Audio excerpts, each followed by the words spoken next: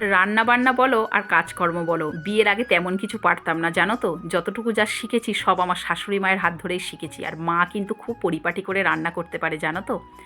তা বাবা মা কিছুদিন এই বাড়িতে ছিল, তোমরা দেখেছো ভিডিওতে, তোমাদের দেখিয়েছি প্রায় সপ্তাহখানিক। তা সেদিন সকালবেলা বাবা একটা ভেটকি মাছ পাঠিয়ে দিয়েছিল, বেশ বড় সাইজের জানো তো।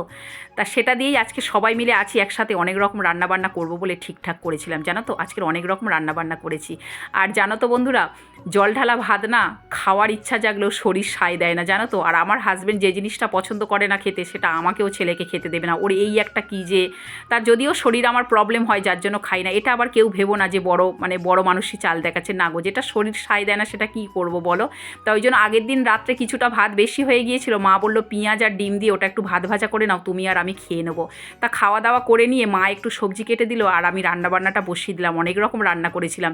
এখানে করেছিলাম আলু বেগুন দিয়ে হালকা পাতলা করে ভেটকি মাছের তরকারি, তার সাথে পালং শাক চিংড়ি মাছ দিয়ে। আর এই ভেটকি পাতুরিটা তো অলরেডি আমার ফেসবুক চ্যানেলে দেওয়াই আছে ভিডিও রেসিপিটা, তোমরা অবশ্যই এই ভেটকি পাতুরির রেসিপিটা দেখে আসতে পারো। আর করেছিলাম টমেটোর চাটনি, ফ্রিজে ছিল একটা কাতলা মাছের মাথা, সেটা দিয়ে মুগ ডাল আর আলু বেগুন দিয়ে হালকা পাতলা করে ভেটকি মাছের ঝোল।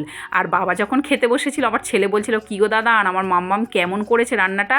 তাই এই প্রথম বানিয়েছি। আর বাবা বলল আমাকে কি জানো, বলল বিয়ে বাড়িও হার মেনে যাবে। চলো বন্ধুরা, টাটা, সবাই ভালো থেকো।